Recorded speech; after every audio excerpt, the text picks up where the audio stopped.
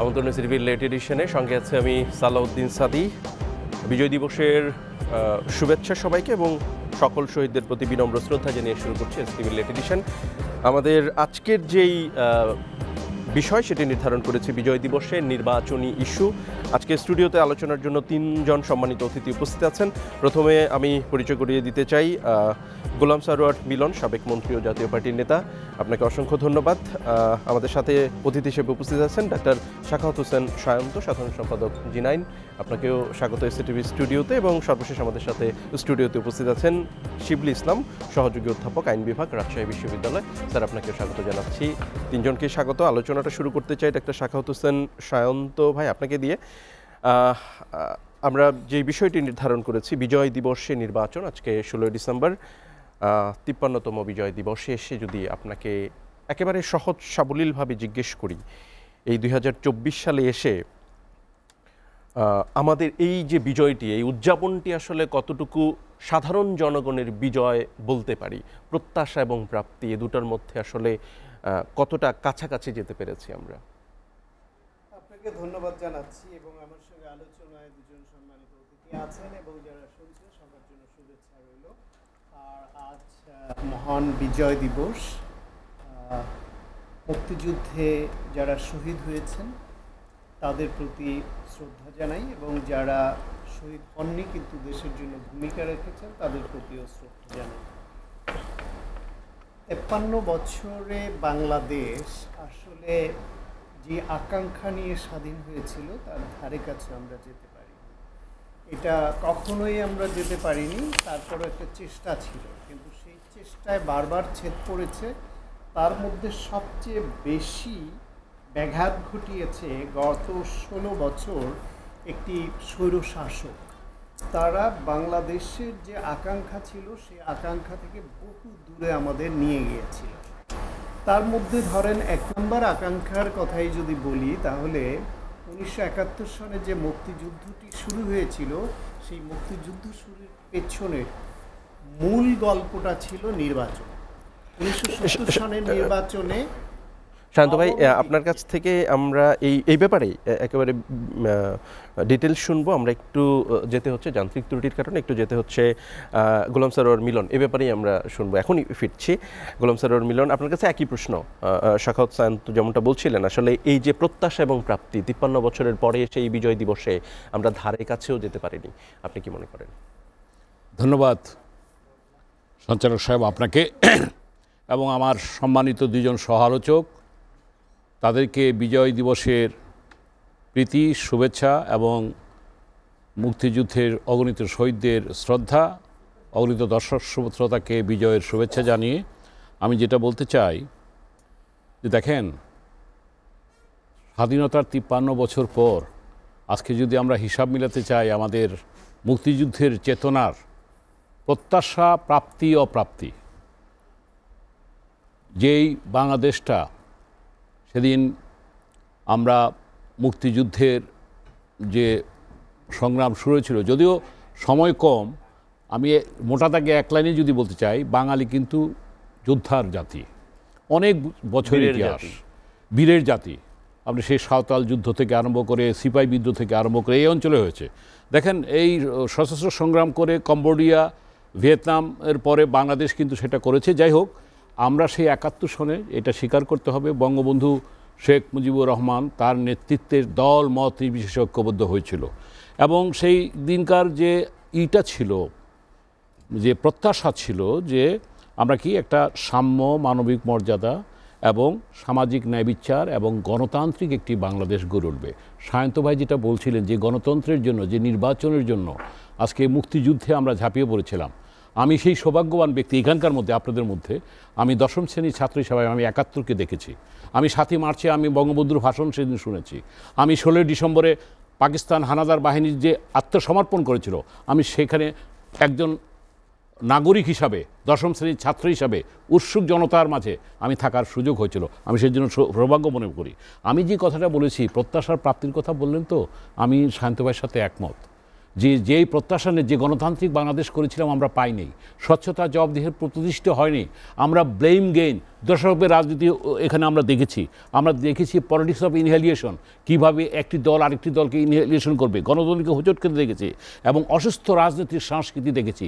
এই যে অপ্রাপ্তি, এই অপ্রাপ্তির জন্য আজকে বাংলাদেশটা আমরা যেই কাঙ্ক্ষিত জায়গায় যেতে পারতাম সেটা যেতে পারি নাই। আমি লাস্ট যে কথাটা বলতে চাই, রাজনীতি হচ্ছে রক্তপাতহীন যুদ্ধ, আর যুদ্ধ হচ্ছে রক্তপাতময় রাজনীতি। কিন্তু স্বাধীনতার পর যেই ৩০ লক্ষ শহীদের রক্তের বিনিময়ে আমরা দেখলাম যে বঙ্গবন্ধু শেখ মুজিবুর রহমান, সেটা সমালোচনা থাকতে পারে, কিন্তু উনি কি করলেন, এক বাকশাল করেছেন, সেটা একটা আলাদা দর্শন। কিন্তু সেই বাকশাল করার মধ্য দিয়ে আমি মনে করব তিনি রাজনৈতিকভাবে আত্মহত্যার পথ বেছে নিয়েছিলেন। এবং ইতিহাসের বাকি জায়গাটা আরেকটা জায়গা যে ৭ই নভেম্বর, আজকে আমি শেষ করতে চাই এইভাবে, বঙ্গবন্ধু শেখ মুজিবকে শ্রদ্ধার সাথে স্মরণ করতে হবে। ইতিহাসে যার জায়গায় তাকে কিন্তু সেই জায়গাটা দিতে হবে।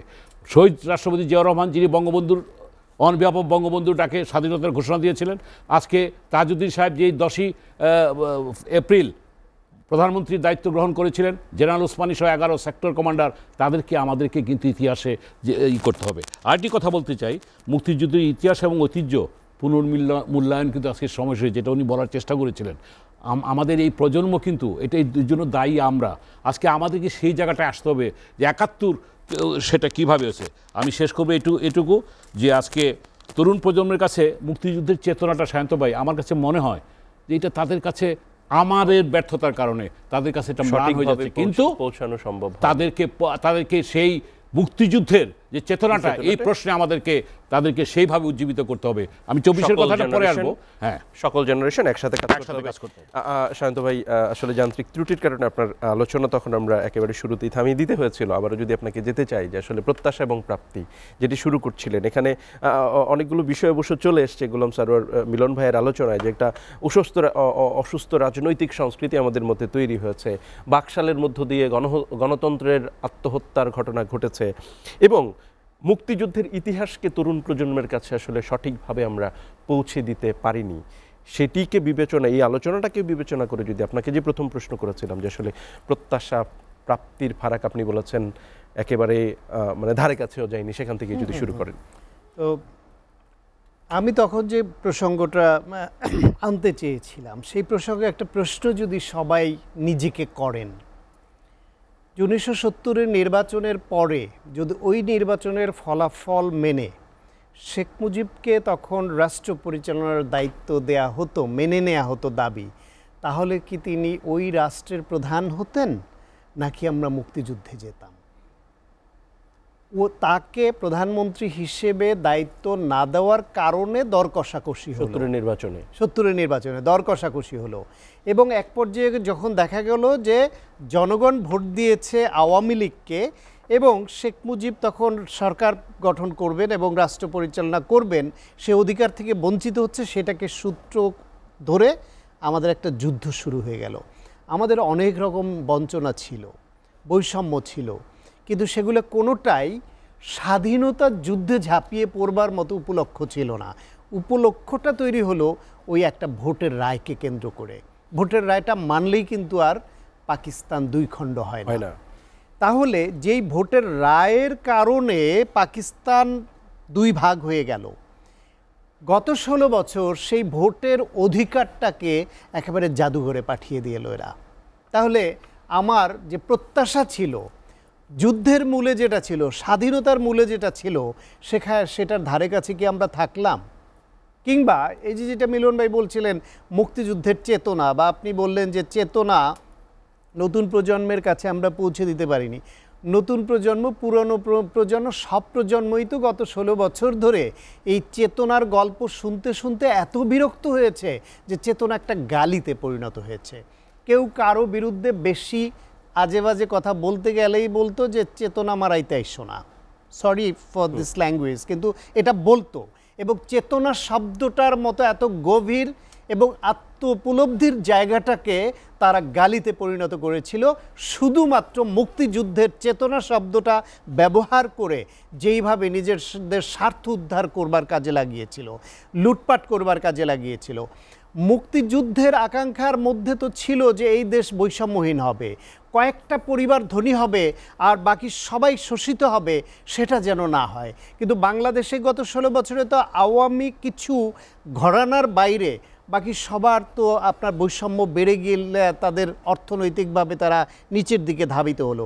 আর আওয়ামী লীগের ঘরানার কিছু লোক, ব্যবসায়ী, রাজনীতিবিদ কিংবা তাদের কাছের লোকরা এমনভাবে ফুলে ফেপে উঠলো যে তাদের টাকা দেশে রেখে রাখার জায়গা হচ্ছে না বা নিরাপদ বোধ করছে না, এই চোরের দল টাকা পাচার করলো। এবং এমনভাবে টাকা পাচার করলো যে এখন যে কমিটি করা হচ্ছে দেবপ্রিয় ভট্টাচার্যের নেতৃত্বে, সে বলল বছরে অন্তত $16 বিলিয়ন টাকা পাচার হয়েছে। তাহলে এই যে চুরি, লুটপাট, ভোটের অধিকার হরণ, এই গুম খুন, আয়নাঘর, এই যে মানুষকে অসম্মান করা, এই যে ধনী গরিবের ব্যবধান আরও বেশি বেড়ে যাওয়া, এর কোনটা মুক্তিযুদ্ধের চেতনার সঙ্গে যায় বলেন? আর যদি এই চেতনার সঙ্গে না যায় এবং যদি এটা ডে টু ডে ডেটোরিয়েট করেছে যেটা আমরা দেখলাম, তাহলে সেটা কিভাবে আমার সেই প্রত্যাশার ধারে কাছে থাকলো? সেই প্রত্যাশার ধারে কাছেও নাই। এমনকি এমন অবস্থা করলো আপনার যে পাশের একটি দেশের কাছে দস্তখত দিয়ে তারা একটা চাকরকে এখানে বসালো, Sheikh Hasina, as if she was a servant of India, যে তাদের কথা মতো সব কিছু করবে। এবং এইটা করতে করতে ইন্ডিয়ার ঔদ্ধত্য এমন জায়গায় নিয়ে যাওয়া হয়েছে যে এইবার এমন একটি গণ অভ্যুত্থানের পরেও এসে ইন্ডিয়ার প্রধানমন্ত্রী যে বিবৃতি দিতে পারে, ভাষা কি, 1971 সালে ভারতের ঐতিহাসিক বিজয়ে অবদান রেখেছিল বলে ভারতীয় সেই সেনাদের তাদের আত্মত্যাগ সাহসকে তিনি সম্মান জানিয়েছেন এবং বলছেন যে এই তাদের সংকল্প, দৃঢ় সংকল্প, নিঃস্বার্থ আত্মোৎসর্গ জাতিকে করেছে সুরক্ষিত। ইন্ডিয়াকে সুরক্ষিত করেছে বাংলাদেশের স্বাধীনতা, কারণ হচ্ছে তাদের মূলে ছিল পাকিস্তানকে ভাঙতে হবে। বাংলাদেশকে স্বাধীন করলে তাদের দুইটা লাভ ছিল, একটা হচ্ছে পাকিস্তানকে ভেঙে দুই খণ্ড করে দুর্বল করা, আর একটা হচ্ছে এইরকম তাদের পেটের মধ্যে বাংলাদেশের মতো একটা ছোট রাষ্ট্র রেখে, নতজানু রেখে তাদের ভিত্তু হিসেবে পরিচালনা করা। কিন্তু যখনই তাদের ওই মতামতের বাইরের সরকার এদেশে এসেছে, তখন তারা ভালোভাবে নেয়নি, হত্যাকাণ্ড হয়েছে, নানানভাবে বিতাড়িত করবার জন্য টাকা ঢেলেছে, ষড়যন্ত্র করেছে। তারপরে শেখ হাসিনাকে তারা মনোনয়ন দিয়ে 2008 সালে একটা ষড়যন্ত্রের নির্বাচনের মাধ্যমে ক্ষমতা এনে 16 বছর ধরে রাখলো। এবং আজকে এই 24-এর গণঅভ্যুত্থানের পরে যেটাকে আমরা দ্বিতীয় স্বাধীনতা বলছি, যদিও 1971 সনের স্বাধীনতা আর এই দ্বিতীয় স্বাধীনতা তুলনাযোগ্য না, সেটা ছিল সর্ব অর্থে একটা স্বাধীন সার্বভৌম একটা দেশ এবং দেশের নাগরিক হিসেবে আমাদের স্বাধীনতা। আর এই 24 হচ্ছে আমাদের যে নাগরিক স্বাধীনতা কেড়ে নেওয়া হয়েছিল, আত্মমর্যাদা কেড়ে নেওয়া হয়েছিল, সেটাকে, সেই স্বাধীনতাকে আবার ফিরে পাবার যেটা দ্বিতীয় স্বাধীনতা, দুইটার তুল্যমূল্য বিচারে সমকক্ষ না, এটা আমি ব্যক্তিগতভাবে মনে করি। কিন্তু আজকেও ইন্ডিয়া এই বিবৃতি দেওয়ার দুঃসাহস দেখাচ্ছে, এই পর্যায়ে বাংলাদেশকে নামিয়ে এনেছিল শেখ হাসিনা 16 বছরে। ফলে আমাদের যে প্রত্যাশা ছিল, যে প্রত্যাশা নিয়ে আমাদের লাখ লাখ মানুষ জীবন দিয়েছে, আমাদের মা বোনেরা সম্ভ্রম দিয়েছে, আমাদের জানমালের ব্যাপক ক্ষতির শিকার হয়েছি আমরা, তারপরে এসে এত বছর পরে এসে সেই যেই আওয়ামী লীগ রাজনৈতিক দল হিসেবে যাদের নেতৃত্বে যুদ্ধটা হয়েছিল, সেই আওয়ামী লীগ, সেই শেখ মুজিবের কন্যা শেখ হাসিনা, সে বাংলাদেশে একজন লেন্দুব দর্জির ভূমিকায় অবতীর্ণ হয়েছিল। অত্যন্ত জঘন্য নিচুতার পরিচয় দিয়ে নিজের বাপের সেই সময়ের স্বাধীনতা যুদ্ধের যে নেতৃত্ব, সেটাকেও খাটো করেছেন, নিজের দলকে খাটো করেছে এবং গণ অভ্যুত্থানের সময় গণহত্যা চালিয়ে মানুষ মেরে দেশ থেকে পালিয়েছে। ফলে এই দেশের যে আমাদের যে প্রত্যাশা ছিল অর্জন, তা থেকে অনেক পিছিয়ে আছে। আজকে আমি আসার আগে সংসদ ভবনের সামনে একটা কনসার্টে অংশ নিয়েছিলাম, দেখতে গিয়েছিলাম সবার আগে বাংলাদেশ, বিএনপির আয়োজনে সবার আগে বাংলাদেশ। এটার দেখেন থিমটাই ছিল বাংলাদেশের শিল্পী, বাংলা গান এবং আমাদের আয়োজনে আমাদের সংস্কৃতি তুলে ধরা হবে। এত বছর ধরে যেরকম ইন্ডিয়ান গান, উর্দু গান, হিন্দি গান, নাচানাচি, যেই সংস্কৃতির বাইরে গিয়ে যে উল্লম্ফন ছিল, সেখান থেকে বেরিয়ে আসার এক চমৎকার উদ্যোগ এবং হিউজ সংখ্যক মানুষ মানুষের। সুশৃঙ্খলভাবে দেখেছে, এত ভালো লেগেছে যে বাংলাদেশের স্বনামধন্য শিল্পীরা গান শুনিয়েছে। আমরা তো এই কালচারকে এগিয়ে নেওয়ার দিকে কি গত 16 বছর গিয়েছি? এই যে আজকে যে তারুণ্যের ঢল নামলো, এই তরুণ প্রজন্ম তারা গত 18 বছর 111-এর 2 বছর এবং পরের শেখ হাসিনার 16 বছর তারা নিঃশ্বাস ফেলার জায়গা পায়নি। এরকম উৎসব তো দূরের কথা, আজকে প্রত্যেকের চোখে মুখে যে স্বাধীনতার আনন্দ দেখেছি ওই কনসার্টে গিয়ে, এক অভূতপূর্ব আনন্দ।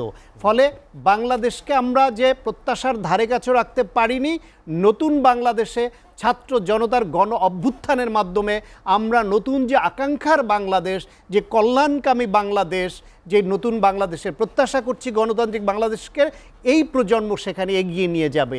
আমি দৃঢ়ভাবে আশা রাখি আমাদের সেই 71-এর যেই আকাঙ্ক্ষা নিয়ে দেশ শুরু হয়েছিল, নতুন করে 24-এ আরও আধুনিক এবং আরও যুগোপযোগী আকাঙ্ক্ষা নিয়ে আমরা যাত্রা শুরু করেছি। ধন্যবাদ ডক্টর সাখাওয়াত হোসেন সায়ন্ত ভাই আপনাকে। স্যার, আপনার শিবলি ইসলাম, সহযোগী অধ্যাপক, আইন বিভাগ, রাজশাহী বিভাগ, স্যার আপনার কাছে আসতেছে। আপনার কাছে একই প্রশ্ন একটু ভিন্নভাবে করতে চাই। সেটি হচ্ছে যে, যেমন শান্ত ভাই বলছিলেন যে আমাদের আসলে আমরা ধারে কাছেও যেতে পারিনি সেই প্রত্যাশার, এবং একটা আমাদের মিলন ভাই বলছিলেন যে আসলে একটা অসুস্থ রাজনীতি তৈরি করেছি, বাকশাল কায়েম করেছি, আমরা মুক্তিযুদ্ধের চেতনা পৌঁছাতে পারিনি। এই যে 53 বছরের ব্যর্থতা, সামনের সময়গুলোতে শান্ত ভাই সর্বশেষ যেটি বললেন যে আকাঙ্ক্ষার বাংলাদেশ, সেটি আপনি একজন শিক্ষক, মানুষ গড়ার কারিগর, আপনি কতটা স্বপ্ন দেখেন যে সামনের সময়টুকু আসলে আমাদের জন্য কতটা প্রত্যাশা এবং প্রাপ্তির কাছাকাছি যেতে পারবো, এবং সেটি কতটা সময় আবার লাগবে আমাদের, বা খুব নিকট ভবিষ্যতে আমরা সেটি পাবো কিনা? ধন্যবাদ আপনাকে। প্রথমেই আমি শ্রদ্ধার সাথে স্মরণ করতে চাই আমাদের মুক্তিযুদ্ধের শহীদদের, আমাদের বীরাঙ্গনাদের এবং আমাদের জাতীয় নেতৃবৃন্দকে, যারা মুক্তিযুদ্ধ পরিচালনা করেছেন এবং যাদের আত্মত্যাগের বিনিময়ে আমরা আমাদের বিজয় অর্জন করেছি। সত্যি কথা বলতে কি, আমি একটা মুক্তিযুদ্ধটা তো আসলে একটা 9 মাস কেন্দ্রিক একটি ঘটনা না। 52-র ভাষা আন্দোলন, 54-র যুক্তফ্রন্টের নির্বাচন, 69-এর গণঅভ্যুত্থান, 66, 1970-এর নির্বাচন, 71, তো এইগুলো একটা ঘটনা প্রবাহ।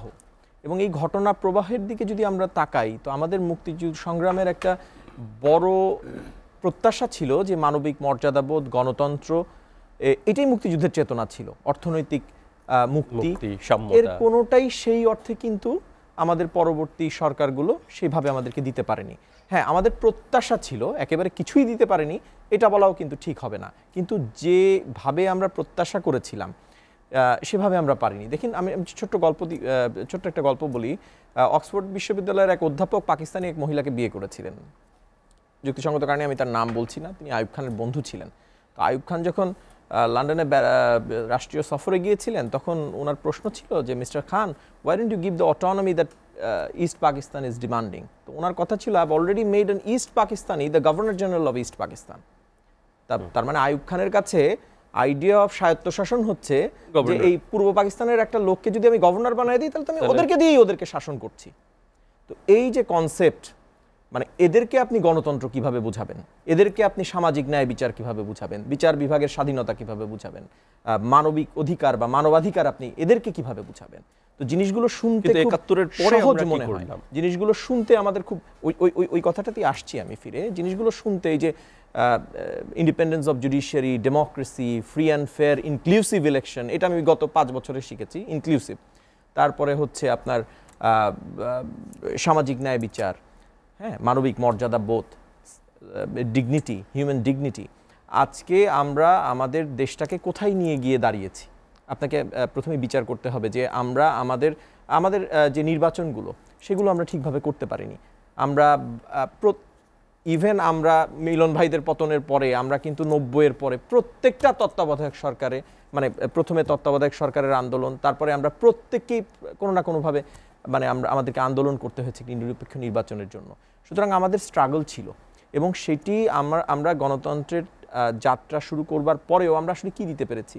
অদক্ষ আপনার পুলিশ ব্যবস্থা, বিচার বিভাগের অদক্ষ স্বাধীনতা পুলিশ নিশ্চিত করতে ব্যবস্থা পারেনি। অথবা রাজনৈতিক নাকি না রাজনৈতিক দলগুলো আসলে ব্যবহার কারণে আসলে অদক্ষতা হ্যাঁ, তৈরি রাজনৈতিক হয়েছে? দলগুলো তো দেখেন, এখন আপনি আমাকে প্রশ্ন করেছেন যে এখন আমাদের প্রত্যাশা কি হতে পারে।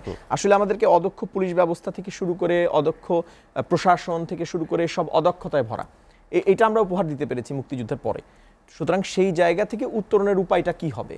উত্তরণের কিছু উপায় তো আমাদের ওই ফখরুদ্দিন মইনি আহমেদের সময় ছিল, যেমন আমাদের একটা সিটিজেন চার্টার হয়েছিল, আমাদের একটা ভোটার লিস্ট হয়েছিল, আমাদের একটা ন্যাশনাল আইডি কার্ড হয়েছিল, আমাদের তথ্য অধিকার আইন হয়েছিল, আমাদের মুক্তিযুদ্ধের পরে বিচার বিভাগের স্বাধীনতা নিশ্চিত করতে কোনো সরকারই পারেনি, ওই সরকার করে গিয়েছিল, তারাও সংস্কারের নামে এসেছিল। সুতরাং সংস্কারের নামে তারা এগুলো কিন্তু করতে পেরেছিল। সুতরাং এখানেও প্রত্যাশাগুলো ওই রকমই, যে যেভাবে আমাদের রাষ্ট্রীয় ইনস্টিটিউশনগুলোকে নষ্ট করা হয়েছে, ধ্বংস করা হয়েছে, তারা তো একটা স্বাধীন দুদক বা দুর্নীতি দমন কমিশন করেছিল বলে দাবি করেছিল। সুতরাং সেটা কি স্বাধীনভাবে কাজ করতে পেরেছে? পারেনি। সুতরাং আপনি আমাদের সংবিধান তো একটা চমৎকার সংবিধান ছিল, সেই মার্কিন সংবিধান যুক্তরাজ্যের সংবিধানের একটা ব্লেন্ডে আমাদের একটা সংবিধান প্রণয়ন কমিটি হয়ে, মানে আমাদের সংবিধান প্রণয়ন কমিটি একটা চমৎকার সংবিধান তৈরি করেছিল। সেই সংবিধানকে আমরা কতবার কাটাছেঁড়া করেছি নিজেদের স্বার্থে, দলীয়ভাবে কাজে লাগানোর জন্য। সংবিধানকে কাটাছেঁড়া করার কারণেই কিন্তু আজকে আমাদের এই অবস্থা হয়েছে। আমরা এই জায়গাটায় আমি একটু আসনাত আব্দুল্লাহর আজকে একটা বক্তব্য, আপনি একজন আইনের অধ্যাপক, আপনি বলছেন যে চমৎকার একটি সংবিধান, কিন্তু বৈষম্য বিরোধী ছাত্র আন্দোলনের পক্ষ থেকে কেউ আমি যদি নাম ধরে বলে আসনাত আব্দুল্লাহ, সে বলছে যে এটা একটা গার্বেজ। না, আমি এক অর্থে 30 লক্ষ শহীদ যে সংবিধানের জন্য আসলে যুদ্ধ করেছেন, আমি এটাকে গার্বেজ বলতে চাই না। হ্যাঁ, কারণ এই অন্তর্বর্তীকালীন সরকার বলেন আর যেটাই বলেন, একটা রাষ্ট্র ব্যবস্থা তো ছিল। হ্যাঁ, আমাদের মুক্তিযোদ্ধারা দেখেন, বিএনপিও একটা মুক্তিযোদ্ধাদের দল। সুতরাং আমার মনে হয় মির্জা আব্বাস কিন্তু মির্জা আব্বাসের এই কথাটা আমার খুব ভালো লেগেছে, যে বাবার আগে যদি ছেলে হাঁটা শুরু করে, বিষয়টা আসলে মেনে নেওয়া খুব দুষ্কর। ধন্যবাদ। সুতরাং আমরা যদি সেই রাষ্ট্রীয় কাঠামোটা না পেতাম, আজকে কিন্তু এই জায়গায় দাঁড়িয়ে এই সংবিধানকে গার্বেজও বলা যেত না। ধন্যবাদ শিবলি ইসলাম স্যার, আপনাকে ধন্যবাদ। আমরা একটা বিরতি নিতে হচ্ছে, লেট এডিশনের নিচে একটা বিরতি, সাথে থাকুন।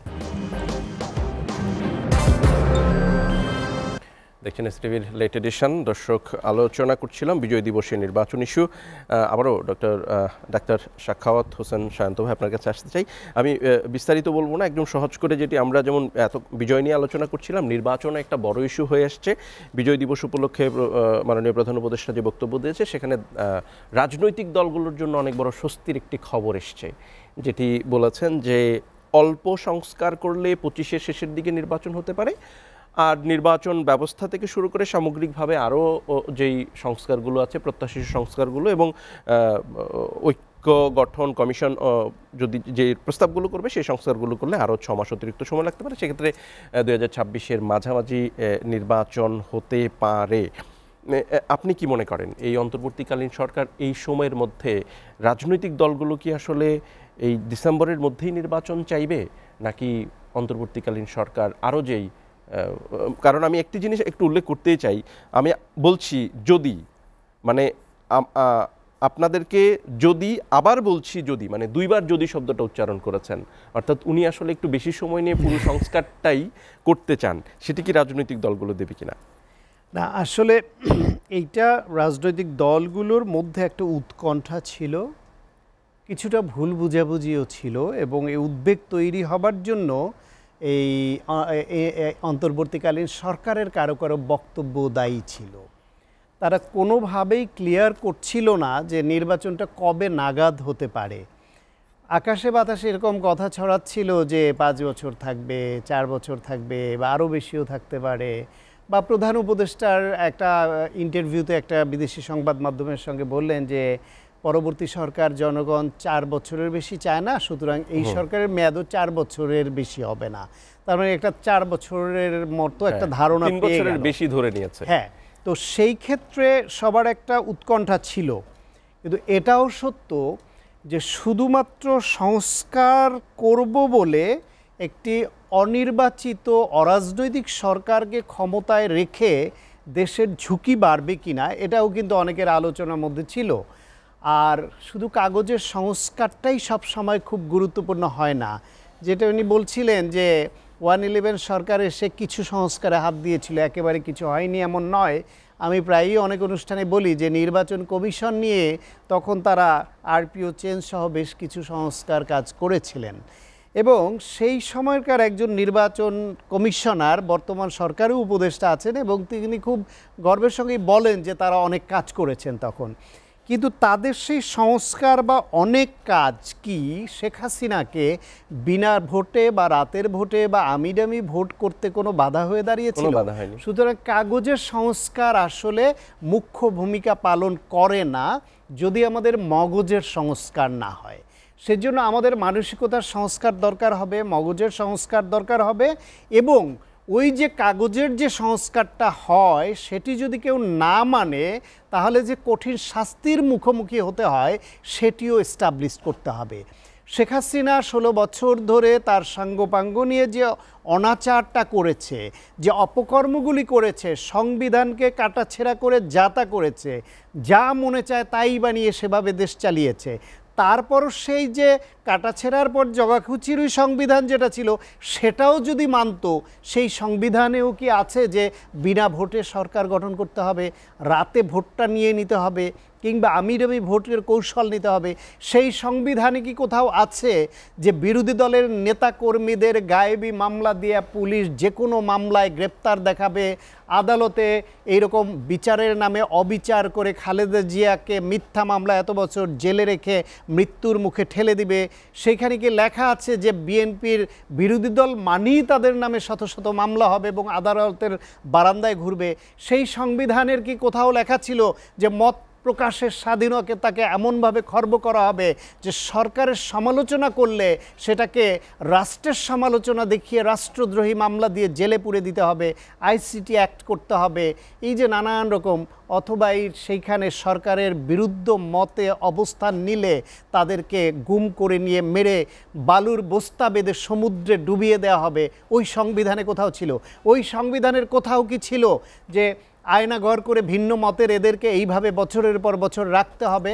ফলে সংবিধান জঘন্য অবস্থায় নিয়ে যাবার পরেও যা ছিল তাও যদি মানত তাহলে এতটা অনাচার হতে পারত না। এখন এই সরকার তারা যদি সংস্কার করতে চায় তাহলে প্রথমে সংস্কারের জন্যও ম্যান্ডেট নিতে হবে রাজনৈতিক দলগুলোর, তাদের মতামত নিতে হবে, সম্মতি নিতে হবে যে কতটুকু সংস্কার হলে তারা এটা ক্ষমতায় আসলে মেনে নিবে, এর ব্যাঘাত ঘটাবে না বা সহযোগিতা করবে। এটা একটা। দ্বিতীয় একটা প্রশ্ন, সেটা হলো এই সংস্কার করতে গিয়ে যদি দ্রব্যমূল্য নিয়ন্ত্রণের বাইরে চলে যায়, বাংলাদেশকে নিয়ে ইন্ডিয়া যদি এরকম খেলতেই থাকে সেটার যদি সমুচিত জবাব ঐক্যের মাধ্যমে দেওয়া না যায়, বাংলাদেশে যদি এই যে পতিত স্বৈরাচার খুনি শেখ হাসিনার দল তারা যে লুটপাট করে বিদেশে টাকা পাঠিয়েছে, যেটা প্রধান উপদেষ্টা আজকেও বলেছেন, সেই বিপুল পরিমাণ অবৈধ অস্ত্র এই সরকারের বিরুদ্ধে ব্যবহার করে দেশকে অস্থিতিশীল করে দেয়, সেই ক্ষেত্রে তাহলে বাংলাদেশ যদি ঝুঁকির মধ্যে পড়ে, রাজনীতি যদি ঝুঁকির মধ্যে পড়ে, তাহলে তো দ্রুত নির্বাচন দেওয়া সঙ্গত। এবং শুরু থেকেই যেরকম আমাদের এরকম একটা ধারণা ছিল যে এই সরকার 1.5 থেকে 2 বছরের মধ্যে প্রয়োজনীয় সংস্কার করে নির্বাচন দিবে এবং রাজনৈতিক দলগুলোরও এটা মেনে নেওয়ার মতো একটা মানসিকতা আমরা দেখতে পেয়েছিলাম। ফলে আমার মনে হয় প্রধান উপদেষ্টার বক্তব্য সেই টাইম ফ্রেমের মধ্যেই আছে। এর মধ্যে উচিত রাজনৈতিক দলগুলোর এই বক্তব্যকে সমর্থন করে এর মধ্যে সংস্কারে কি কি করা যায় গাইডলাইন উপস্থাপন করে সহযোগিতা করা, এবং অবশ্যই আগামী ডিসেম্বরের মধ্যে যেন একটি অংশগ্রহণমূলক গ্রহণযোগ্য নির্বাচন হয়। ধন্যবাদ ডক্টর সাখাওয়াত হোসেন শান্ত। আমরা আসতে চাই গোলাম সরোয়ার মিলন আপনার কাছে, যেটি শান্ত ভাই যেমনটা বলছিলেন যে আসলে কাগজের সংস্কার হলে হবে না, মগজের সংস্কার হতে হবে, এবং এই মগজের সংস্কার যদি না হয় সেটি অতীতে কি হয়েছে, যত ভালো সংস্কারই হোক পরবর্তী নির্বাচিত যারা হবেন, রাজনৈতিক দল যারা ক্ষমতায় আসবেন, সরকার গঠন করবেন, সেই মগজের সংস্কার যদি না হয় তাহলে এই সংস্কারের ভবিষ্যৎ কি? মগজের সংস্কারের কথা বলার আগে আমি যে কথাটি তখন বলতে পারি নাই সেটুকু একটু অ্যাড করতে চাই। যেই মুক্তিযুদ্ধের আকাঙ্ক্ষা নিয়ে আমরা দেশটা স্বাধীন করেছিলাম, সেই মুক্তিযুদ্ধের আকাঙ্ক্ষা বাস্তবায়িত হয়নি, যেটা চেতনার নামে যে গালিতে রূপান্তর হয়েছিল, উনি যথার্থ বলেছেন। কারণ এই 15 বছরে বঙ্গবন্ধুকে যেভাবে দলীয় অ্যাসেট বানাইছিল, এবং আজকে আমার উপলব্ধির কথা বলি, আমার স্ত্রীর কথা বলি, 26শে মার্চ 16ই ডিসেম্বরে আওয়ামী লীগের কর্মীরা যেইভাবে বঙ্গবন্ধুকে ভাষণকে বাজাতে বাজাতে সাউন্ড পলিউশন তৈরি করে মানুষের মনে কিন্তু একটা ভালো প্রতিক্রিয়া তৈরি হয় নাই। এই জিনিসটা কিন্তু আজকে তাদেরকে বুঝতে হবে। অর্থাৎ তারা চেতনাকে ব্যবহার করছে, চেতনাকে নিয়ে তারা পুঁজি করে তারা রাজনীতি করেছে। যদিও আমি মনে করি যে রাজনীতি সম্পর্কে আমি বলেছি রাজনীতি হচ্ছে রক্তপাতহীন যুদ্ধ, কিন্তু আর যুদ্ধ হচ্ছে রক্তপাতময় রাজনীতি। আমি মনে করি যুদ্ধ হয়েছে, রক্তপাতময় রাজনীতি হয়েছে 24-এ যেটা হলো, কিংবা তার আগেও যেটা হলো। আমি যেটা বলছি যে 71-এ আপনি দেখেন সেই চেতনা আমরা তো পারি না, এটা আমাদের ব্যর্থতা, এটা আমাদের অপ্রাপ্তি। এবং আজকের পাশাপাশি এটাও বলে যেতে চাই যে যেটা বললেন যে আজকে 90-এর পরিবর্তনের পর আমরা এরশাদ সাহেবের ইয়েতে ছিলাম, মানুষ আকাঙ্ক্ষা করেছিল 3 জোটের রূপরেখা বাস্তবায়িত হবে, হয় না। এই দায়িত্বটা কার? জনগণ হোঁচট খেয়েছে। তত্ত্বাবধায়ক সরকারের আন্দোলন হয়েছে, তত্ত্বাবধায়ক সরকারও কিন্তু অপেক্ষাকৃত ভালো নির্বাচন হয়েছে, কিন্তু সেটাও কিন্তু মানুষ হোঁচট খেয়েছে বিচ্যুতি কিংবা একটু হওয়ার কারণে। আমি যেটা বুঝেছি যে এই 24-এর যে গণ অভ্যুত্থান, এই অভ্যুত্থানকে আজকে এই তারুণ্যকে আজকে যে কথাটা বললেন যে আপনি হাসনাত আবদুল্লাহ যে কমেন্ট করেছে, আমি তার সাথে এই ভাষার সাথে গার্বেজ শব্দটার সাথে একমত না হলেও আমি কিন্তু এই জায়গায় অবশ্যই সহমত পোষণ করতে চাই যে সংবিধানটা রচনা করা হয়েছিল সেই সংবিধানটা, এইটা কিন্তু আমি আগেও বলেছি, আপনারা এখানে বলেছি যে সমাজতন্ত্রের কথা আছে মূলনীতির মধ্যে, এবং কাট অ্যান্ড পেস্ট করে তখন ডক্টর কামাল হোসেন যেটা করেছিল, আওয়ামী লীগ সমাজতান্ত্রিক দল, আপনি কি এখন সমাজতান্ত্রিক অর্থনীতি বাংলাদেশে প্রিভেল করে? পৃথিবীর কোথাও প্রিভেল করে? এমনকি চায়নাতেও আজকে পুঁজিবাদী অর্থনীতি হচ্ছে। সুতরাং এই সংবিধান তো এই জায়গাটা তো চরমভাবে ব্যত্যয় ঘটেছে সেই মুক্তিযুদ্ধের আকাঙ্ক্ষা। আরেকটি কথা বলবো যে 71-এ আজকে যে মোদি যে স্টেটমেন্টটা দিয়েছেন, সেই স্টেটমেন্টটায় আমাদেরকে আহত করে, আমাদের রক্তক্ষরণ হয় যে হ্যাঁ তাদের সৈন্য মারা গেছে, তারা বলবে কেন সেদিন, আমি সেদিন ছিলাম 16ই ডিসেম্বর, আমি 10ম শ্রেণীর ছাত্র হিসাবে সরোয়ার্দী উদ্যানে আমি 7ই মার্চে ছিলাম, সেদিনে ছিলাম। আমি সম্মুখ যুদ্ধ করার আমার সুযোগ হয় নাই, কিন্তু আমি প্রত্যেকটা সাক্ষী হিসাবে ছিলাম। আপনার সেদিন কেন জেনারেল ওসমানীকে সেদিন রাখা হয় নাই? তাহলে তার বোঝা যায় যে এখানে ভারত যদিও আমাদের 1 কোটি লোককে আশ্রয় দিয়েছে, আমাদেরকে সহযোগিতা করেছে, কিন্তু তারা কিন্তু সেইভাবে এই করে নেয়। আরেকটি দেখেন, যার যতটুকু পাওনা তাকে দিতে হবে। বঙ্গবন্ধুকে নিয়ে, শেখ মুজিবকে নিয়ে অনেক সমালোচনা থাকতে পারে, বাকশাল করেছে, কিন্তু এই শেখ মুজিব বঙ্গবন্ধুর কারণে কিন্তু ইন্ডিয়ান আর্মি কিন্তু এই দেশ থেকে গিয়েছিল। এটা কিন্তু আজকে বুঝতে হবে আপনাদেরকে। এই স্বীকৃতিটুকু যদি আমরা না দেই, সেদিন কিন্তু ইন্ডিয়ান আর্মি যদি শেখ মুজিব না থাকতো, ইন্ডিয়ান আর্মি কিন্তু সেটা চায় না। আজকে তাই যেটা বলতেছি, বিগত 15 বছরে যে অলিগার্ক তৈরি হয়েছে, যে ক্রিপ্টোক্রেসি তৈরি হয়েছে, এর মাধ্যমে আজকে এই যে ছাত্র জনতা, বিশেষ করে আমাদের তারুণ্যের যে 3টি নির্বাচনে তারা অংশগ্রহণ করতে পারে নাই, আমি মনে করি এই যে নির্বাচনের প্রসঙ্গটা আপনি আনলেন, সেই নির্বাচনে আমি তার সাথে একমত। অসুস্থ রাজনীতি সংস্কৃতির জন্য চিন্তা চেতনায়, মননে, মেধায়, কর্মসূচি প্রণয়নে আমাদেরকে কিন্তু প্রোঅ্যাক্টিভ হইতে হবে। বাংলাদেশি জাতীয়তাবাদ, ওই যেটা বলতেছেন জাতীয়তাবাদ লেখছে বাঙালি, আমি মনে করি অপূর্ণাঙ্গটা। আমাদের জাতীয়তাবাদ হবে বাংলাদেশি জাতীয়তাবাদ, কারণ এখানে ছোট ছোট জাতিসত্তার সমন্বয়ে আমাদের জাতি, আমরা বাংলাদেশি, এখানে বাঙালি না, বা শুধু বাঙালি এখানে থাকে না। আপনাকে সাবেক মন্ত্রী হিসেবে আরেকটা হাসনাত আবদুল্লাহ আরেকটা মন্তব্য আমি একটু আপনাকে মনে করতে চাই। আজকেই বলেছেন রাজনীতিবিদরা যে প্রতারণা করছে তা আমরা দেখছি, আগেও রাজনীতিবিদরা প্রতারণা করেছে, এখনো। আমি এই জায়গাটা 5 আগস্টের পরে এই জায়গাটায় সে হয়তো তার অবস্থান থেকে বলেছে রাজনীতিবিদদের দায় স্বীকার করতে হবে। আমি আজকে এটা নিঃসন্দেহে বলবো, আওয়ামী লীগ যে কাজটা করেছে তাদের তো বিচার হইতেই হবে। 1, 2 নম্বর অনুশোচনা করতে হবে, ক্ষমা প্রার্থনা করতে হবে, তারপর আপনি ট্রুথ কমিশন করেন, তাদেরকে ক্ষমা করে রাজনীতি করার সুযোগ দেন। আমি রাজনীতি নিষিদ্ধের পক্ষে না। ইভেন কি আজকে আমাদের দলে জাতীয় পার্টি 90-এর যে পরিবর্তনের কথা বললেন, জাতীয় পার্টি বিগত এই সরকারকে সমর্থন করে, যারা সমর্থন করেছিল, আমরা জাতীয় পার্টির বড় অংশ সেখানে ছিলাম না, সমর্থন করছে, তাদেরকে অনুশোচনা করতে হবে, তাদেরকে ক্ষমা চাইতে হবে। ইভেন কি আজকে আমি মনে করি বিএনপির জিয়ার শাসন আমল ছাড়া বিএনপির মধ্যে ত্রুটি বিচ্যুতি আছে, অস্বীকার করার তো উপায় নাই। আজকে এই নতুন বাংলাদেশ বিনির্মাণে এই তরুণদের যে আকাঙ্ক্ষা, এই যে বৈষম্য বিরোধী আমাদের, তারা তো ওই যে দ্বিতীয় স্বাধীনতা, এটা তো তারা হয়তো আবেগে বলেছে সেকেন্ড প্রোক্লামেশন অফ রিপাবলিক, এইটা কোনো বক্তব্য হইতে পারে না। মুক্তিযুদ্ধের চেতনা একটাই, সেই চেতনার ধারাবাহিকতা হলো 24-এর চূড়ান্ত পরিণতি।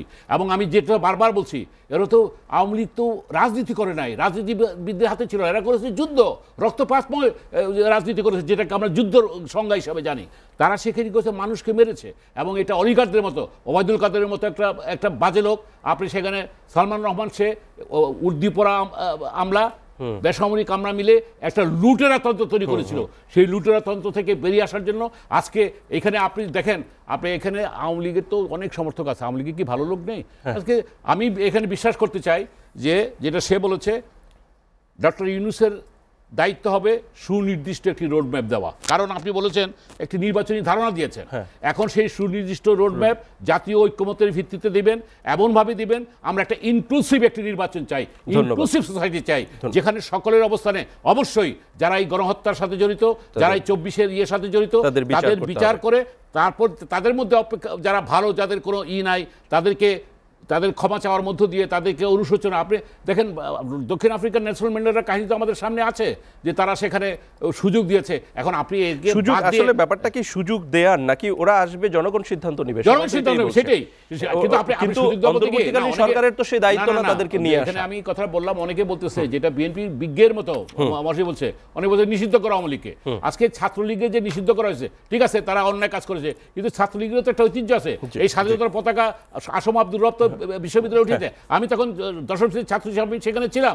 আজকে তারা সেখানে স্বাধীনতা ইশতেহার পাঠ করেছে। ছাত্রলীগ তো একটা গণ অভ্যুত্থানের নায়ক ছিল, এটা তো অস্বীকার করার উপায় নেই।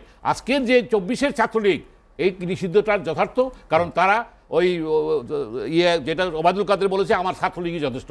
এদেরকে রাজনীতিটাকে নষ্ট করেছে শেখ হাসিনা এবং তার অলিগাররা, তার হাতে গোনা কয়েকজন, তাদের জন্য পুরো দলটাকে আজকে ইতিহাসের আজকে নিকৃষ্ট চলে গেছে। আমি শেষে এইটুকু বলবো যে এই এদের মধ্যে ভালো লোকদেরকে রাজনীতি করার সুযোগ দিয়ে জনগণই বিচার করবে তারা রাজনীতি করতে পারবে কি পারবে। ধন্যবাদ, এটা আগামী দিনে সেটাই করবে। ধন্যবাদ গোলাম সরোয়ার মিলন। শিবলি ইসলাম স্যার, আপনার কাছে আবার আসতে চাই। যেটি বলছিলেন যে রাজনীতিবিদদের আসলে দায় স্বীকার করতে হবে, যেটি মিলন ভাই বলছিলেন, সায়ন্ত ভাই বলছিলেন যে কাগজে সংস্কার নয় মগজে সংস্কার করতে হবে। আপনি একজন আইনের শিক্ষক হিসেবে স্যার আপনার কাছে যদি জানতে চাই, যত সংস্কারই হোক, রাজনীতিবিদরা যদি দায় স্বীকার না করে, রাজনীতিবিদরা যদি জনকল্যাণমুখী রাজনীতি না করে, তাহলে এই যে আমরা যে সংস্কারের কথা বলছি, সেই সংস্কার আসলেই কতটা আমাদেরকে বা সাধারণ মানুষের জন্য কল্যাণকর হবে? না, আমাদের আপনাকে প্রথমেই খেয়াল রাখতে হবে যে মগজের সংস্কার কিন্তু এমনি এমনি হবে না। আমাদের প্রফেসর সালমান খুব বিখ্যাত একটা আইনবিদ, ওনার একটা কথা আছে, 10টা শুয়োরকে আপনি ছেড়ে দেন, কাউকে লিডার না বানিয়ে, কোনো আইন না দিয়ে, ওরা বেঁচে থাকবে, ওরা খাবে দাবে, জঙ্গলে ঘুরে বেড়াবে। 3টা মানুষকে ছেড়ে দেন, একজন একজনকে মার্ডার করে ফেলবে, একজনকে নেতা বানাতে হবে, একটা আইন দিতে হবে, তবে না মগজের সংস্কার থাকবে। যখন আপনার অ্যাকাউন্টেবিলিটি থাকবে, আপনাকে তো অ্যাকাউন্টেবল করতে হবে, এবং অ্যাকাউন্টেবিলিটির একটা সিস্টেম যদি ওয়ার্কআউট না করে, এখন এই সংবিধান গার্বেজ হলে তো আমেরিকার সংবিধানও গার্বেজ, ব্রিটিশ সংবিধানও গার্বেজ, কারণ ওই দুটো থেকে কপি পেস্ট করা, এটা আপনি কেউ অস্বীকার করবে না। সুতরাং ওদেরটাও তাহলে গার্বেজ। এখন ওই গার্বেজ দিয়ে ওরা চলছে, একটা জায়গায় তো কোনো কিছু লেখাই নাই, ওদের মগজের সংস্কার নাই, কনভেনশন দিয়ে একটা দেশ চলছে যুক্তরাজ্য, সুতরাং সেখানে কি কোনো কিছু লেখা আছে? তারপর তাদের তত্ত্বাবধায়ক সরকারও লাগছে না, তারপর তো নির্বাচন হচ্ছে, তার মানে তাদের কোনো কিছু লেখা ছাড়াই মগজের সংস্কার হয়েছে। তার মানে কি? এটা একটা কনভেনশন সংস্কার, মানে তাদের যে মানসিকতা, অ্যাকাউন্টেবিলিটি, তাই না? আপনার একটা নিরপেক্ষ বিচার বিভাগ থাকতে হবে, এটি তো সংস্কার, তাই না? এই লজ্জের মতো জুডিশিয়াল ম্যাজিস্ট্রেটরা 2টা কনস্টেবল পিছনে দিয়ে এই নির্বাচনে ছবি দিয়েছে, যে নির্বাচনী দায়িত্বে, সুতরাং তাদের কাছ থেকে কি আশা করবেন? ইনফোর্স ডিসঅ্যাপিয়ারেন্স হয়েছে প্রায় 600-র উপরে, গুম হয়েছে। ওনাদের আমলে তো অ্যাটলিস্ট হেভিয়াস কর্পাস করলে লোকটাকে দেখা যেত, পুলিশ তো স্বীকারই করতো না কাকে নিয়ে গেছে। এরশাদ সাহেবের আমলে এই যে নিরু ভাইদের, ফারজানা হক ভার্সেস স্টেট, অনেক ছাত্র নেতাদের অ্যাটলিস্ট হাইকোর্টে হাজির করা হতো, জেলগেট থেকে আবার অ্যারেস্ট করা হতো 6 বার, 7 বার, 5 বার, 4 বার। আপনার তো অ্যারেস্টের কোনো কার্যক্রমই ছিল না। আপনার ক্রস ফায়ার, বিচার বহির্ভূত হত্যাকাণ্ড হয়েছে প্রায় 2699-এর উপরে, প্রায় 3000-এর কাছাকাছি। সুতরাং এগুলো তো আপনাকে সংস্কার করতে হবে। আমাদের হেফাজতে নিরোধ আইন হয়েছে, আমরা ইন্টারন্যাশনাল কনভেনশনগুলোকে সাইন করেছি। সুতরাং এই সংস্কারগুলো যদি না হয়, তাহলে তো আমার যদি স্কোপ থাকে, আমার যদি অ্যাকাউন্টেবিলিটি না থাকে, তাহলে তো আমি দুষ্টুমি করবই। আমি তো, উই আর হিউম্যান, আপনি আমাদেরকে কন্ট্রোল করবেন কিভাবে? আমি একটা ছোট্ট গল্প করি, লর্ড ডেনিংয়ের একটা ছোট্ট গল্প আছে, সেটা হচ্ছে যে এক ভদ্রমহিলার গরু চুরি হয়েছে। ভদ্রমহিলার গরু চুরি হওয়ার পরে ভদ্রমহিলা আদালতে মামলা করেছেন। আদালতে মামলা করার পরে তার পুলিশ তাকে জিজ্ঞেস করেছে কার প্রতি সন্দেহ, যে পাশের বাড়ির মিস্টার করিমের প্রতি তার সন্দেহ। পুলিশ তদন্ত করেছে, করিমের এগেনস্টে চার্জশিট দিয়েছে, আদালতে সাক্ষী হয়েছে, দেখা গেছে যে করিম যেদিন গরু চুরি হয়েছিল সেদিন সিনেমা দেখতে গিয়েছিল, পরে করিম খালাস পেয়েছে। কিন্তু আলটিমেটলি ভদ্রমহিলা, জাস্টিস হ্যাজ বিন ইনশর্ড, কিন্তু ভদ্রমহিলার প্রশ্ন, আমার গরুটা কোথায়? হ্যাঁ, আমার গরুটা বোমা তো ফুটেছে, তাই না? তো আকাশ থেকে ফুটেনি। সুতরাং এই যে সংস্কার, লেজুর বৃত্তি যদি চলতেই থাকে, তাহলে কিসের সংস্কার হলো? আমাদের প্রধান উপদেষ্টা, মাননীয় প্রধান উপদেষ্টা তো সংস্কারের জন্য সময় চেয়েছেন, এবং জনাব তারেক রহমানকে তো মন্দ কথা বলেননি, উনি কিন্তু রোড ম্যাপের কথা বলেছেন। উনি বলেননি এতদিনের মধ্যে নির্বাচন দেওয়ার রোড ম্যাপ দিন, এ ধরনের কোনো কথা বলেছেন কি? আমার তো কানে আসেনি। উনি বলেছেন একটা রোড ম্যাপ, আমি একটা পরীক্ষা দিব, আমার জানতে হবে না সিলেবাসটা? আমি তো আমার দল নির্বাচনে যাবে, তা আপনাকে তো জানাতে হবে। আপনাকে তো প্রেশার দেওয়া হয়নি যে আপনি 1 বছরের মধ্যে দেন, 2 বছরের মধ্যে দেন, 3 মাসের মধ্যে দেন, 4 মাসের মধ্যে দেন। একটা বাধ্যবাধকতা তো আছেই রে ভাই। হয় যদি সংসদ ভেঙে যায় তাহলে 3 মাসের মধ্যে, আর যদি সংসদ থাকে তাহলে 3 মাসে আগে। তো সেগুলো তো আমরা পার করে এসেছি। তো এটা একটা অন্তর্বর্তীকালীন সরকার যখন গঠন হয়েছে তখন মাননীয় প্রধান উপদেষ্টা ওই জন্যই বলেছেন যে সংস্কারের দরকার রয়েছে। এক্সপেকটেশন তো ছিলই, বিডিআর বিদ্রোহের একটা এক্সপেকটেশন ছিল, অদক্ষ পুলিশ, সেগুলোর যে আমাদের সংস্কারগুলো রয়েছে। বিডিআর বিদ্রোহ নিয়ে স্যার একটা প্রশ্ন, আপনি যেহেতু আইনের মানুষ আপনার কাছে করেই ফেলি। কমিশন হওয়ার কথা ছিল, তদন্ত কমিশন হওয়ার কথা ছিল, কিন্তু দুটি বিচার মামলাধীন থাকার কারণে কমিশনটা কি করা যেত না? এখন শান্ত ভাই যেটা বললো যে ওনাদেরকে তো স্থির হতে হবে। ফখরুদ্দিন মইনি আহমেদ একটা অবস্থা, এখন 16 বছরের একটা মানে জেনোসাইডের পরে তো আর ফখরুদ্দিন মইনি আহমেদ এসেছিলেন না। সুতরাং তাদের জন্য যতটা সুবিধাজনক ছিল একটা ক্যাওটিক সিচুয়েশন, তাই না? যে এই যে আপনার হাজার হাজার কোটি টাকা লুটপাট, এখন আপনি প্রশ্ন করতে পারেন যে পরিবর্তন কি হয়েছে? টাকা আমাদের এখনো ছাপাতে হয়েছে, তখনও ছাপাতে হয়েছে, তো পরিবর্তন একটা হয়েছে। তো এখন তো মানি লন্ডারিং হচ্ছে না, একটা ভিজিবল কিছু পরিবর্তন তো হয়েছে। দুর্নীতিটা কমেছে। আমাদের দেশের সেন্স অফ ডিগনিটি তো নাই। আপনি একটা ট্রাফিক পুলিশ যদি রিকশাওয়ালাকে জোরে কোষের চর মারে রং সাইডে যাওয়ার জন্য, ও বুঝেই না যে এটা ওর প্রতি অন্যায় করা হয়েছে। এই যে বোধটাই তো আমাদের রিকশাওয়ালার মধ্যে থেকে চলে গেছে যে আরে ট্রাফিক পুলিশ যে আমাকে অন্যায়ভাবে চর মারলো, এটা আমার মানবাধিকারের লঙ্ঘন। ও মনে করেছে আমি রং সাইডে গিয়েছি, এটাই আসলে আমার প্রাপ্য ছিল। সুতরাং আমরা অন্যায় অবিচার হতে হতে নিজেদেরকে এমনভাবে অভ্যস্ত করে নিয়েছি যে আমার প্রতি যে একটা অবিচার হচ্ছে, নির্বাচনে দাঁড়িয়েছেন, আপনার নামে মামলা, আপনার ওয়াইফের নামে মামলা, আপনার বাচ্চাদের নামে মামলা, আপনার চাচাতো ভাই, মামাতো ভাই, খালাতো ভাইয়ের নামে মামলা। আমি তো ভুলেই গিয়েছি বিরোধী দল করলে মামলা দিতে হবে। হ্যাঁ, আমরা তো ভুলেই গিয়েছি যে আসলে আমাদের বিচারটা কি বা আমাদের মানে আমাদের ন্যায়টা কি। সুতরাং সেই জায়গায় সংস্কারের তো অবশ্যই প্রয়োজন আছে। আবার দেখেন ওই যে আমাদের একজন মাননীয় উপদেষ্টা তো যথার্থই বলেছেন যে সেই সংস্কার যদি মিলন ভাইরা করতে পারতো বা পরবর্তী সংস্কারগুলো করতে পারতো তাহলে তো এই সরকারকে আর আসতে হতো না বা এতদিন থাকতেও হতো না। অন্তর্বর্তীকালীন সরকার বলেন বা যেই সরকারই বলেন। স্যার আপনার একটা বিরতিতে যাব, আপনাকে একটা প্রশ্ন করি। আপনি যেটি বলছেন যে একজন উপদেষ্টা বলেছেন যে তারা সংস্কার করেনি বলে আমাদের আসতে হয়েছে। রাজনীতিবিদরা যেই সংস্কার করেনি তাদের সুবিধার জন্য, সেই সংস্কার যদি অন্তর্বর্তীকালীন সরকার করে যায়, সেটি আবার রাজনীতিবিদরা চাইলে তো আবার সংস্কার করে নেবে। সেই ক্ষেত্রে আসলে পরিবর্তনটা কোথায় পাবো, সেই উত্তরটা আপনার কাছে পরে যাবো। আমরা একটা বিরতি নিচ্ছি, এসটিভি লেট এডিশনে নিচ্ছি আরেকটা বিরতি, সাথে থাকুন।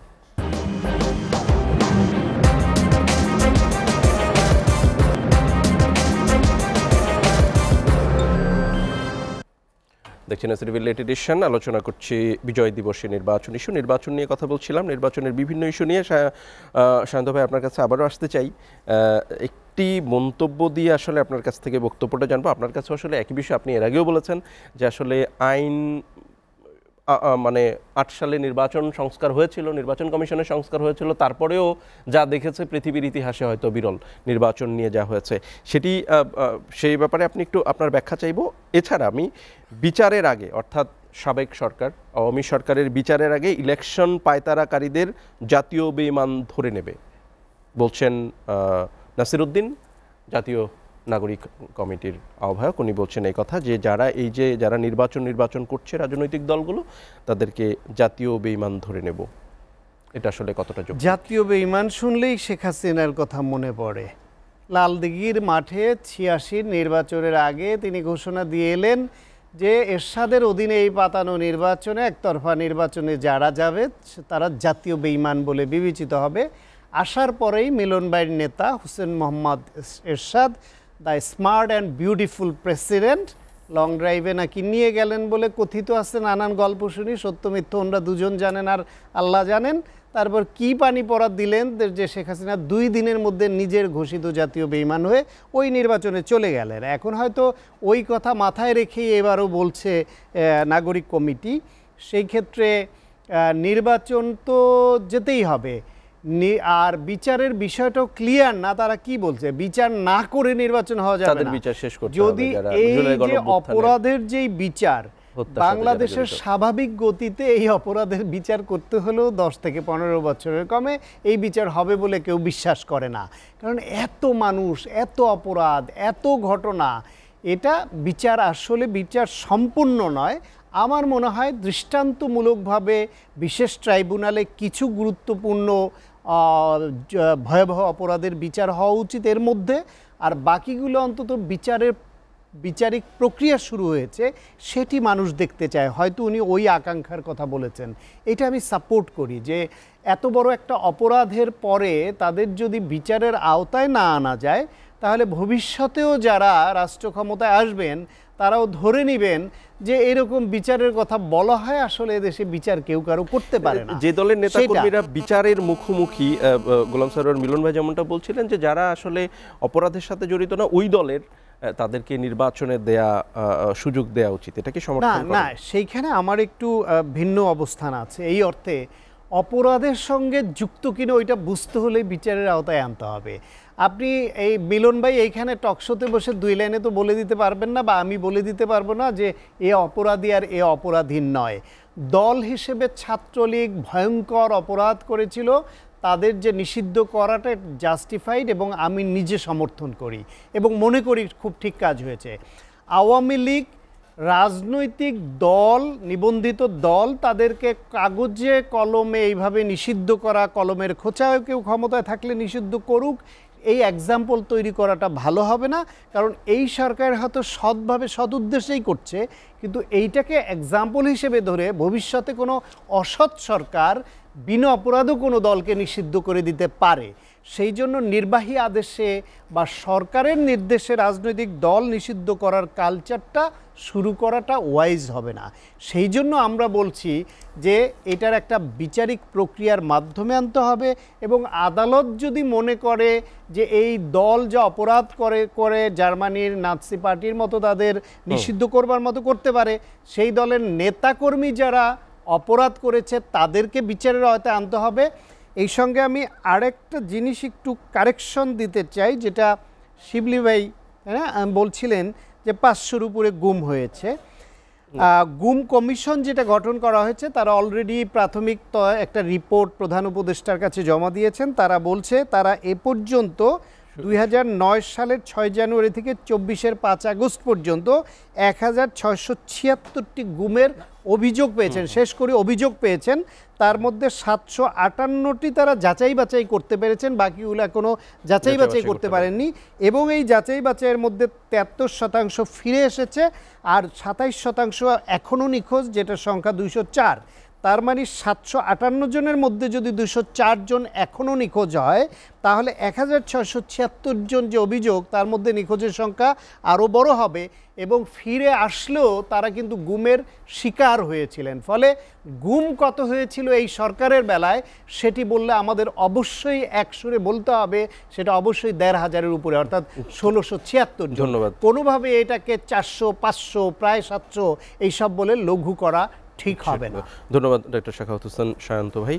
আমরা আবারও আসতে চাই গোলাম সারোয়ার মিলন ভাই আপনার কাছে, যেটি বলছিলেন যে আসলে যারা অপরাধ করেছে, গণহত্যার সাথে জড়িত ছিল, যারা গত 16 বছর গুম খুনের সাথে জড়িত ছিল, অর্থ পাচারের সাথে জড়িত ছিল, তাদের বিচারের পরে আওয়ামী লীগকে সুযোগ দেওয়া উচিত নির্বাচনের। আপনি কি মনে করেন যে এই যে, এবং যে মন্তব্যটা আমি বললাম যে বিচারের আগে ইলেকশনের পায়তারাকারীদের জাতীয় বেঈমান ধরে নেব, যেটি 10-15 বছর লেগে যাবে তাদের বিচার করতে, হ্যাঁ, সেই দলটিকে আসলে নির্বাচনে আনাটা? এখানে একটা কথা বলি আমি, এখানে তো বিনয়ের সাথে, শান্ত ভাইয়ের সাথে একটু ভিন্নমতটা এই জায়গায়। দেখেন, 10-15 বছর তো লাগবেই। আপনি সিম্পল, আপনি ছাত্রলীগকে নিষিদ্ধ করেছেন, ওকে ফাইন, তারা তাদের কর্মকাণ্ডই করেছেন। যারা আসামি তাদেরকে এফআইআর করেন, বিচার তো টাইম লাগবে। ইভেন কি আমি আপনার এখানেই জাহিদ সাহেব ছিলেন, আমি বলেছি যে 2024-এর ইলেকশনটাকে পুরোটা অ্যাবডো করে দেন, তারা ইলেকশনে পার্টিসিপেট করতে পারবে না। 18টা বলি না কেন, 18তে রাতে হোক দিনে হোক বিএনপি অংশগ্রহণ করেছিল। 14 ঘটনা তো আরে আমি ধরেন 24টাকেই স্টেট অ্যাবডো করে দেখ, তাহলে 300, 350 এরা অযোগ্য ঘোষিত হলো, নাম্বার 1। নাম্বার 2, যারা নাকি যেটা হয়েছে, যারা নাকি কেস হয়েছে, কিন্তু এখানে 14টা কি হবে না, 14টা যদি আনতে চান আনেন, তাহলে তো 18 পড়বে, অসুবিধা নাই। আমি তো নিজেও বলে গেছি আপনাকে, ফর কাইন্ড ইনফরমেশন, জাতীয় পার্টি যারা করেছে তাদেরকেও জবাবদিহির আওতায়। সুতরাং আপনি মনে করেন না 14 আনলে 18 বাদ যাবে, 18 গেলে তাহলে বিএনপিকে জবাবদিহি করতে হবে। আমি এর কারণ জন্য 18 তে BNP আমি সেই জন্য জিনিসটাকে মিনিমাইজ করতে চাচ্ছি। আপনি 14-18 আনেন, ওয়েল এন্ড গুড, তাহলে 18 পড়বে। 18তে যারা নির্বাচন অংশগ্রহণ করবে তাদেরকে আপডেট করতে হবে। তাহলে যদি আপনার কথায় যদি আমি ধরে নেই, আমি একটা রূপরেখা দিচ্ছি, একটা ধারণা দিচ্ছি যে 24-এর ইলেকশনটাকে যদি আমরা অ্যাপ্রো করি, আর যদি মনে করেন 14, 18, 24, ওকে 14, 18, 24-এর যে 3টা পার্লামেন্টে যারা ছিল অ্যাপ্রো করেন, নো প্রবলেম, আমার কোনো আপত্তি নাই। আমি আমার স্ট্যান্ড একটা লাইনে, নাম্বার 1। নাম্বার 2 হচ্ছে আজকে নাগরিক কমিটির যারা আছে, আপনি 14 করবেন আবার 24 করবেন, মাঝখানে 18টা ধরবেন না, এটা তো হয় না, এটা তো সব বিরোধিতা। আর আজকে আমি যে কথাটা বলতে চাচ্ছি যে দ্রব্যমূল্যের ঊর্ধ্বগতি বলেন কিংবা আইন শৃঙ্খলা অবনতি বলেন, লুটের টাকা ফেরত না এনে, যেটা বিএনপির সময় জনক নেতার কিছু টাকা তো ফেরত আনছিল সিঙ্গাপুর থেকে, প্রমাণ তো আছেই, তো এটা করুক। আর এই সরকার তো 3 মাসের জন্য তো তত্ত্বাবধায়ক সরকার না, এই সরকার তো একটা গণ অভ্যুত্থানের আকাঙ্ক্ষার মধ্যে দিয়ে আসছে। এবং আমি সাধুবাদ জানাতে চাই ডক্টর ইউনূসকে, উনি একটা ধারণা দিয়েছেন। আমি আমার প্রারম্ভিক বক্তব্যে বলে গেছি যে এখন একটা সুনির্দিষ্ট রোড ম্যাপ দিবেন। এবং এটাও ঠিক, আমি তারেক রহমানকে আজকে অনেক ম্যাচিউর নেতা মনে করি এখন, সে অনেকে, কিন্তু তৃণমূল পর্যায়ে ওনার দলের কিংবা ওনার সমর্থিত উনি কন্ট্রোল করতে পারছেন না। কয়েক হাজারকে এক্সপেল করার পরও দখলবাজি, চাঁদাবাজি, এটা তো থেমে নাই। পাবলিক বলতেছে 100 গেছে কি, আমরা কি আরেক ফ্যাসিবাদের পাল্লায় পড়তেছি কিনা। আজকে এই যে অবস্থা, এর থেকে তো জনগণ মুক্তি চায়। ক্ষমতায় যাওয়ার আগেই যদি দখলবাজি এরকম হয়ে যায়, হাট দখল হয়ে যায়, বাজার দখল হয়ে যায়, জায়গা দখল হয়ে যায়, তাহলে তো জনগণ তো এটাকে মেনে নেবে না। এটা তো বিএনপির জন্য, কারণ বিএনপি একটা বড় স্টেক হোল্ডার, নির্বাচন হলে বিএনপি ক্ষমতায় আসার সম্ভাবনা বেশি। পরে বলবো যে আজকে যারা এই ছাত্ররা যে তারা যেটা বলছে, তাদের প্রতি শ্রদ্ধা রেখে বলতে চাই, তারা নতুন দল করতে চায়, করুক, শতফুল ফুটতে দাও। জিয়াউর রহমান যেটা করেছিলেন, যে আজকে জিয়াউর রহমানের শাসনামলটাকে আমি সবচেয়ে বাংলাদেশের একটা আইডিয়াল টাইম মনে করি, যে উনি একটা করেছেন। যদিও জিয়ার সেই আদর্শ পরবর্তীতে ভবিষ্যতে পারবে কিনা জানি না, সেটা শান্ত ভাই বলতে পারবে, কিন্তু জিয়ার সেই আদর্শকে তারা কিন্তু বিএনপি ধারণ করে রাখতে পারে নাই। আর যেটা আপনারা দুজনেই বলার চেষ্টা করছেন, এরশাদ সাহেব তো স্বৈরাচার ছিল, আমি এখানেই বলেছি আপনার এখানে, যে এরশাদ সাহেব যে স্বৈরাচার থাকে, তাহলে আওয়ামী লীগের সময় আওয়ামী লীগের না তাদের সামনে বলছি কোন আচারে আছি আমরা। উনি যদিও বলে গেছেন যে তখন কিন্তু এইভাবে বিচার বিভাগে হস্তক্ষেপ হইতো না এরশাদের বলে।